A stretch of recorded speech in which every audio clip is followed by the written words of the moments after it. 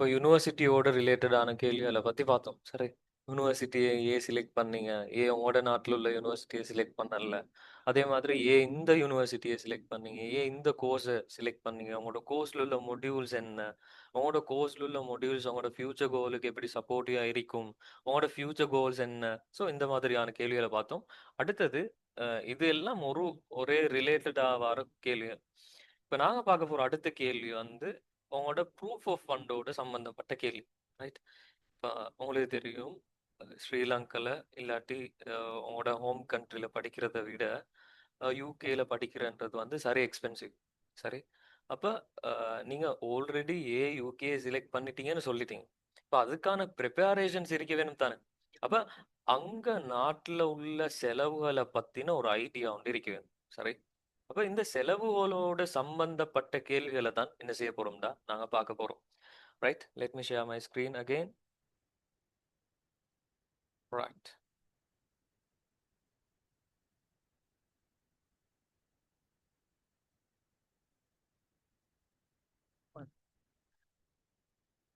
அப்ப பாருங்க. முதல்ல நாங்க வந்து ஒரு ஒரு ஒரு ரஃப்பான ஐடியா ஒன்று எடுத்துக்கொண்டு கேள்விகளை டிஸ்கஸ் பண்ண போவோம். சரி. இப்போ உங்களுக்கு தெரிஞ்சிருக்க வேணும். உங்களோட யூனிவர்சிட்டியிட உங்களோட யூனிவர்சிட்டியிட கோர்ஸ் ஃபீயை பத்தி தெரிஞ்சிருக்க வேணும். கோர்ஸ் ஃபீயை பத்தி தெரிஞ்சிருக்க வேணும். அதே எவ்வளவு? ஸ்ரீலங்கன் ருபீஸ்ல தெரிஞ்சிருக்க வேணும் மாதிரி உங்களுக்கு என்ன தெரிஞ்சிருக்க வேணும்? பவுண்ட்ஸ்லயும் தெரிஞ்சிருக்க வேணும். ரைட். உங்களோட கோர்ஸ் ஃபீயை பத்தின அந்த கன்வெர்ட் பண்ணின அமௌண்ட்டை வந்து நீங்க வச்சுக்க வேணும். பவுண்ட்ஸ்ல எவ்வளோ? ஸ்ரீலங்கன் ருபீஸ்ல எவ்வளோ? இது மந்த்லி பே பண்ண வேணுமா? இல்லாட்டி வீக்லி பே பண்ண வேணுமா? இல்லாட்டி டோட்டல் இயருக்கும் சேர்த்து நீங்க பே பண்றீங்களா? அதால கிடைக்கிற டிஸ்கவுண்ட்டை கூட என்ன செஞ்சுக்க வேணும்? நீங்க தெரிஞ்சிருக்க வேணும். ஸோ யூனிவர்சிட்டி கோர்ஸ் ஃபீயை பத்தி கட்டாயம் தெரிஞ்சிருக்க வேணும். அடுத்து தெரிஞ்சிருக்க வேண்டிய விஷயம் தான் உங்களோட அக்கமடேஷனுக்குரிய செலவு. உங்களோட அக்கமடேஷனுக்கு எவ்வளோ செலவாகும்? ஸோ இந்த ஐடியா இருக்க வேணும். ரைட். உங்களோட பிரைவேட் அக்கமடேஷன்டா அதுக்கு எவ்வளோ செலவாகுது?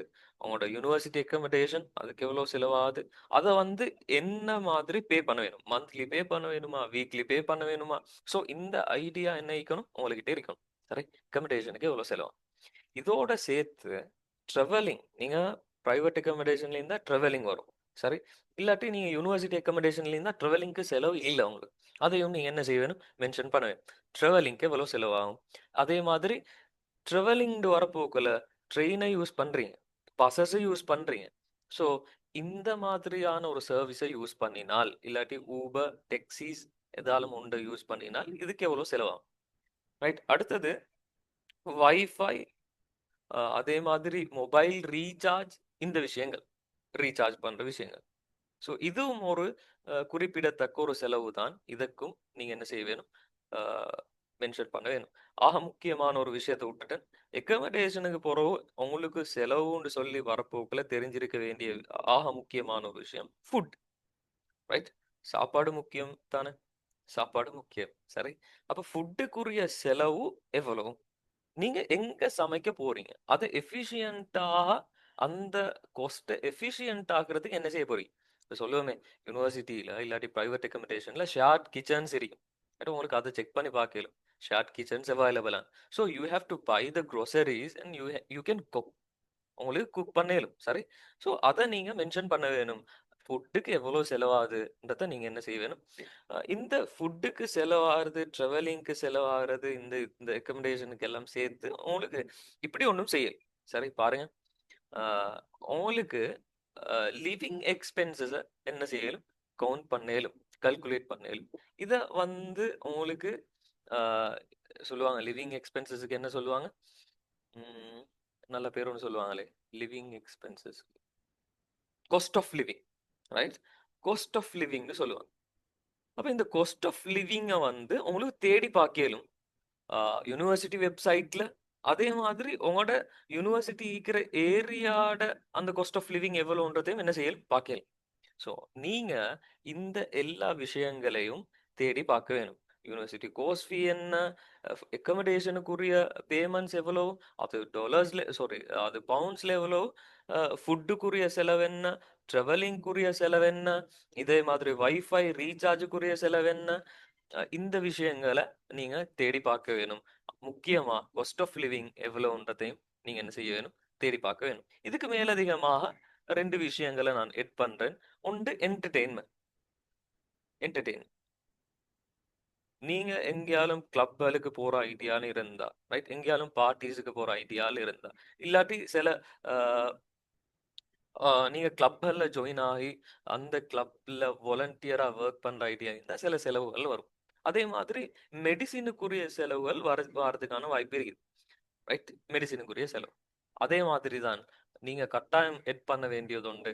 குளோத்திங்குரிய செலவு.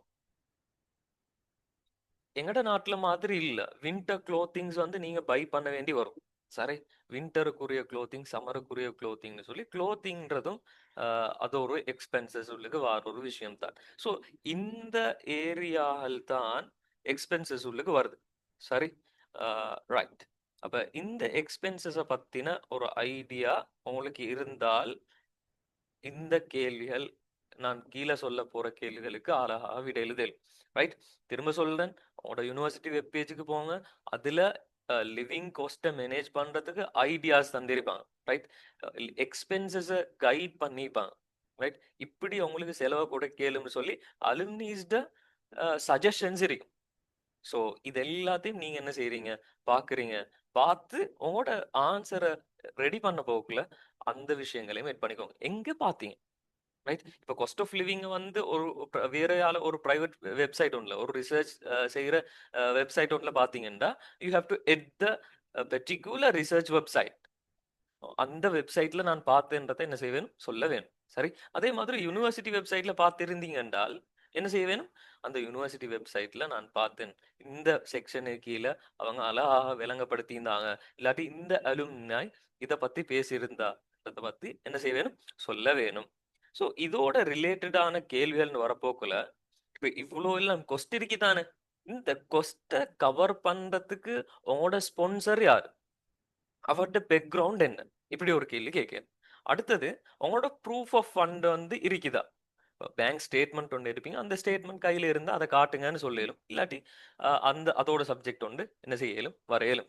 அப்ப இந்த அ உங்களோட காஸ்ட்டுக்குரிய ஃபண்ட நீங்க பிளான் பண்ணிட்டீங்களா? இத மாதிரியான ஒரு கேள்வி என்ன செய்ய இயலும்? கேட்க இயலும். அதே மாதிரி உங்களோட எக்கனாமிக் பேக்ரவுண்ட் வந்து நல்லமா? உங்களோட எக்கனாமிக் பேக்ரவுண்ட பத்தி சொல்லுங்க. இந்த கோர்ஸ நீங்க கம்ப்ளீட் பண்றதுக்கு உங்களோட எக்கனாமிக் பிளானிங் என்ன? ஸோ இதே மாதிரியான ரிலேட்டட் கேள்வி உண்டு. என்ன செய்யலும், வரையிலும் உங்களுக்கு பிடிஎஃப்ல அழகா போட்டிருக்குது. என்ன என்ன அதுக்கு அதுக்கு தொடர்பான கேள்விகள்ன்றத போட்டிருக்குது. அது ஒருக்கா பாருங்க. ஸோ அந்த கேள்விகள ரெடி பண்ண போக்குல தான் இது உங்களுக்கு தேவைப்படும்.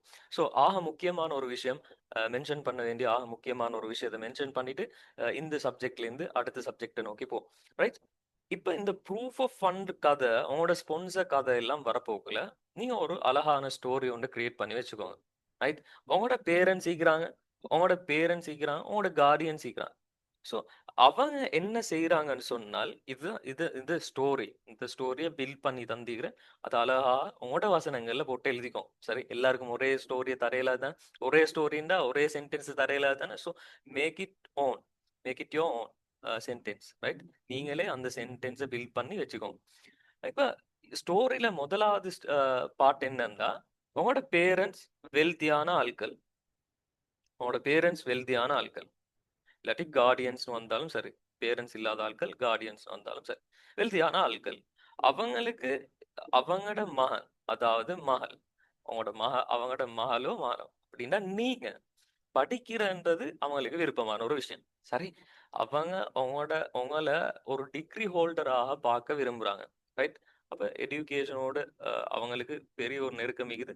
உங்களோட புள்ளைய வந்து பெரிய படிச்ச ஒரு ஆளாக பார்க்க வேணும்ன்ற ஆசை வந்து இருக்குது. சரி. ஸ்டோரியில ஃபர்ஸ்ட் பார்ட் முடியும்.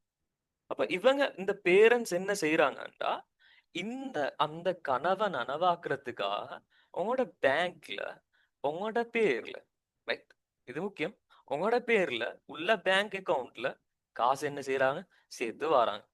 அப்ப சேவிங் ஒன்று இருக்குது. சரி? சேவிங் ஒன்று இருக்குது. இந்த சேவிங் உங்களோட பேர்ல இருக்குது.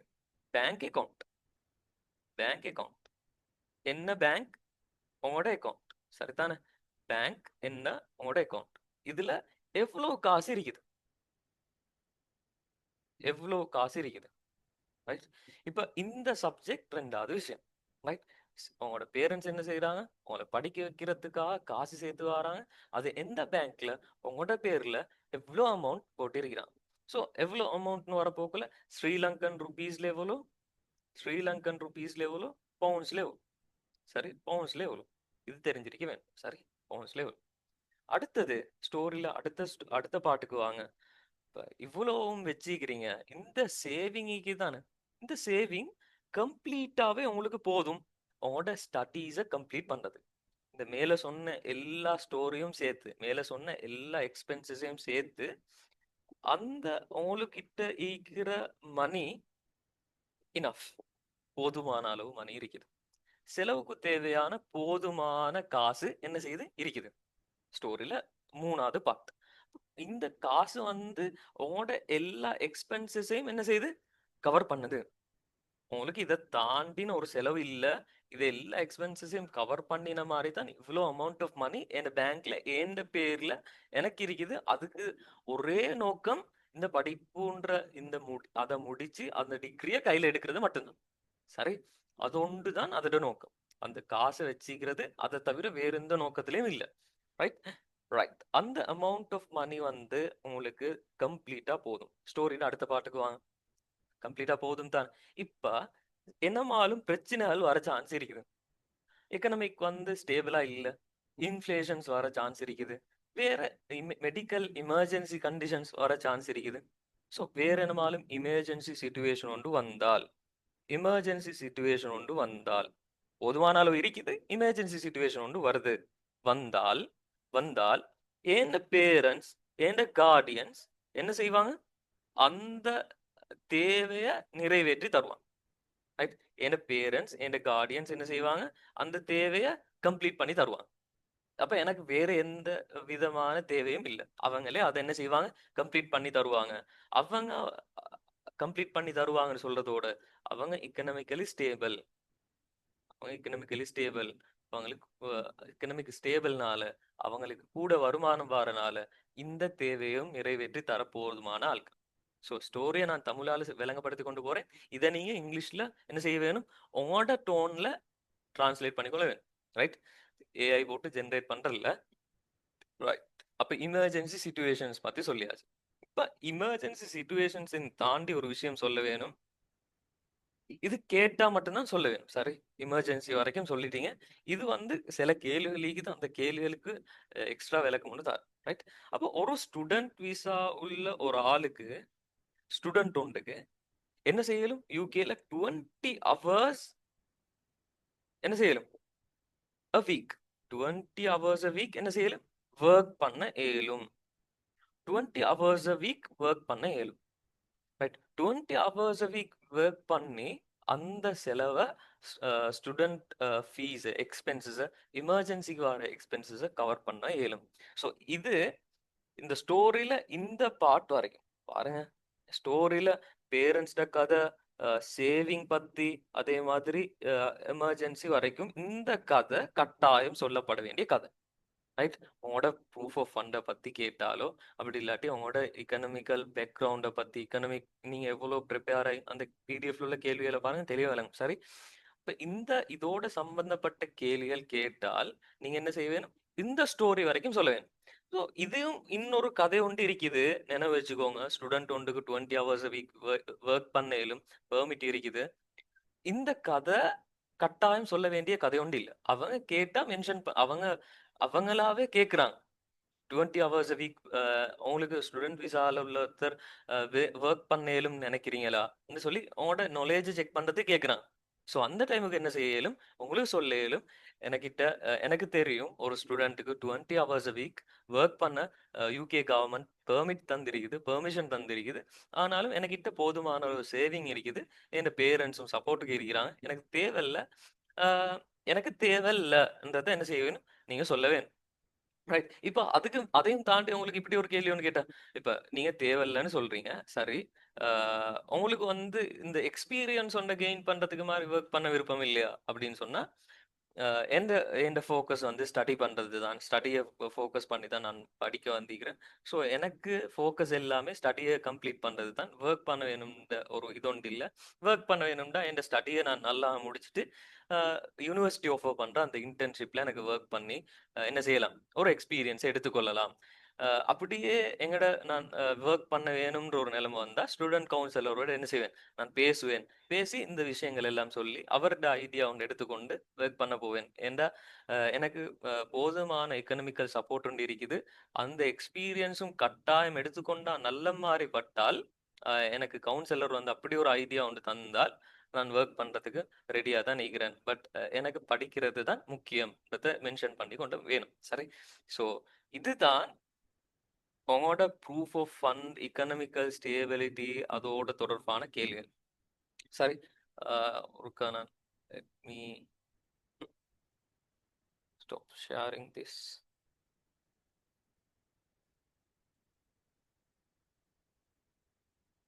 Right. உங்களோட பிடிஎஃப் ஒருக்கா பாருங்க. எடுங்க உங்களோட பிடிஎஃப். பிடிஎஃப்ல பாருங்க. ஃபைனான்சியல் ஃபைனான்சியலை பத்தின கேள்விகள் தான். How will you fund your studies? உங்களோட ஸ்டடீஸுக்கு எப்படி ஃபண்ட் பண்ண போறீங்க? இந்த கேள்விக்குரிய விளக்கத்தை தான் நான் இவ்வளவு நேரம் பேசினேன். Right? Can you provide proof of funds? Proof of ஃபண்டை வந்து உங்களுக்கு தர இயலுமா? உங்களோட ஏஜென்சி ப்ரூஃப் ஆஃப் அந்த பேங்க்ட ரிப்போர்ட்டை தந்திருந்தா உங்களுக்கு அதை கையில வச்சு கொண்டு காட்ட இயலும். ரைட்? அப்படி இல்லாட்டி உங்களுக்கு இப்படி சொல்ல இயலும். நான் வந்து என்ன செய்றேன்? இந்த இன்டர்வியூ முடிய நான் உங்களுக்கு அனுப்பி வைக்கிறேன் என்று சொல்ல இயலும். சரிதானே? ரைட். அதே மாதிரி இன்னொரு கேள்வி பாருங்க. Who is sponsoring your education and what is their financial background? அப்ப உங்களோட ஸ்பான்சர் பண்றது யாரு? அப்ப அந்த சேவிங் கதையெல்லாம் சொல்லிட்டு அவங்களோட பேக்ரவுண்டை பத்தி இன்னும் கொஞ்சம் பேசுவேன். சரி, உங்களோட ஃபாதர் என்ன செய்யறாரு, இல்லாட்டி உங்களோட மதர் என்ன செய்யறாரு, அவங்களோட ஃபைனான்சியல் ஸ்பான்சர் பண்றாங்க தானே, அவங்களோட எக்கனாமிக்கல் ஸ்டேபிலிட்டியை பத்தி நீங்க சொல்லுவேன். பிசினஸ் பண்றாரு, இந்த மாதிரியான பிசினஸ் பண்றாரு, இவ்வளவு மாதிரியான இன்கம் கொண்டு வருது, ஃபைனான்சியலி ஸ்டேபிள். ஆனால் ஸோ அதனால தான் எனக்கும் என் ஸ்டடீஸுக்கு அவர் சேவ் பண்ண மாதிரி இருந்துச்சு காசு. ஸோ இப்படியான ஒரு அவங்களோட பேக்ரவுண்டை பத்தி ஒரு விளக்கம் ஒன்று சொல்றீங்க. ரைட். அப்ப அடுத்தது, do you have a student loan? Student loan apply பண்ணி போற ஆட்கள் நீங்க என்ன செய்ய வேணும்? அந்த ஸ்டூடெண்ட் லோன் ஸ்கீமு கீழே என்ன இருக்கும்டா, ரீபேமெண்ட் டேர்ம்ஸ் இருக்கும். ரைட்?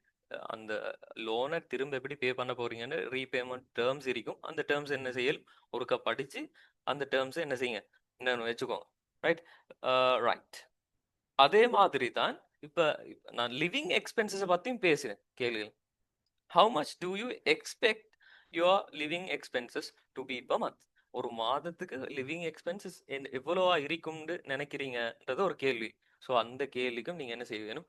ரெடியா இருக்க வேணும். ஸோ நான் மேல எல்லா விளக்கத்தையும் தந்திக்கிறேன். அந்த அமௌண்ட் அதை பவுண்ட்ஸ்ல கன்வெர்ட் பண்ணி இவ்வளவு செலவாகுன்ற ஒரு ஐடியாவை நீங்க என்ன செய்ய வேணும்? வச்சுக்கொள்ள வேணும். ரைட்? அப்ப அதே மாதிரி தான், will you be working part time while studying? If yes, why? If no, why no? So இந்த இந்த கேள்விக்கும் என்ன செய்ய வேணும்? நீங்க ரெடி ஆகிக்கொள்ள வேணும்.